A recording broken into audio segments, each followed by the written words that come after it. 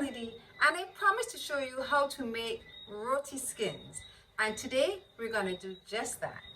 Roti skin is the nice soft dough that you find wrapped around a filling, either a chicken or a beef or a veg filling. I'm going to link in the iCards above the roti filling that I did for a lentil and chickpea roti. So good, you're going to love it. If you haven't seen that video, you need to go ahead and watch that. But now we're going to go ahead to show you the ingredients to making roti skin. We have 3 cups of all-purpose flour, 1.5 teaspoons of salt, 2 tablespoons of oil, 1.5 teaspoons of baking powder, and 2 tablespoons of melted butter. We'll add all of our ingredients together, so we take the salt and baking powder. We're going to form a nice well in the middle. We're going to add our oil, 2 tablespoons of oil, to make our roti skins. Then we're going to add the melted butter. The melted butter really gives it a nice taste. So we're going to add it. If you have a microwave, you can just put your 2 tablespoons in the microwave and melt it for about 30 seconds. If not, you can put it over a stove and allow it to melt. So we're going to mix it in as much as possible. Then we're going to add our hot water. It is always better to use hot water. We're going to continue with our well. Then we're going to add the hot water, not too hot. We want it to be sufficiently warm to have an effect.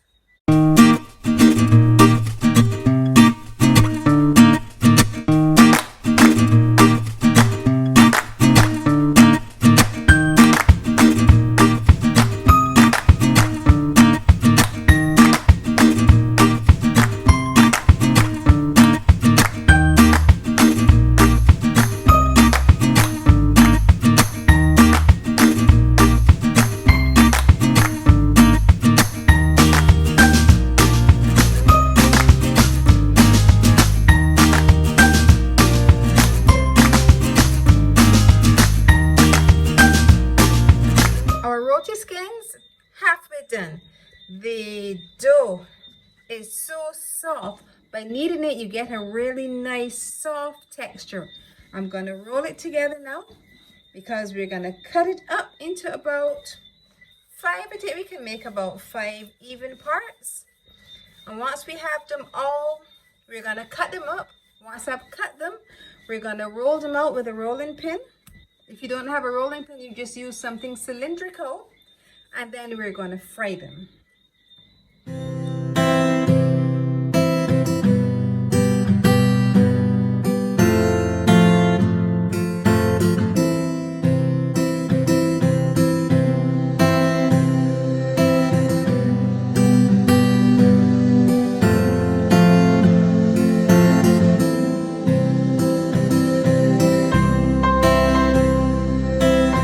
Now it's time to cook our roti skins. You could either use a microwave and put them in a microwave, that way it will keep the color, or you can just get a frying pan and put it in the frying pan with a little butter and allow it, fold it for a minute, just open it up. You should be able to move it around with your hand because it wouldn't be that hot at the top as yet, so you want to have enough butter that will allow you to move it around in the pan. Now flip. Our roti skins are done. Fresh, hot, right off of the fire and ready to eat. I usually eat the first roti skin whenever I make them right away without even having a filling because it is that good. You should see the texture of the roti skin. You see the brown specks? That gives the roti skin its character, and that shows that it passed through the heat and survived. And you should be able to fold the skin like you're folding a piece of cloth, and it wouldn't break or fall apart. That is the baking powder that you would have included in the roti skin that helps you to fold it easily. Now the best part, to taste. You can tell from the texture that the roti skin has cooked through completely.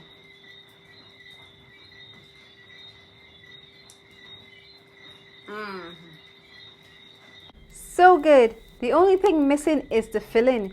Now remember, you must roll your roti skin as thin as possible. Of course, you may not be able to get it as thin as they do in some commercial kitchens, but if it doesn't happen to be as thin, but you still get it a little thick on the outside, that is still good too, because once you put the filling in and you wrap that roti around, that thickness with that filling is just really good. Roti skin, now you need to try it. Now, if you enjoyed this roti skin recipe, I want you to look over here, see some of my other recipes, and once you've watched them all, just click the button below, subscribe, and hit the notification bell so you're notified every time I post a video. And remember to leave me a comment. I love hearing from you.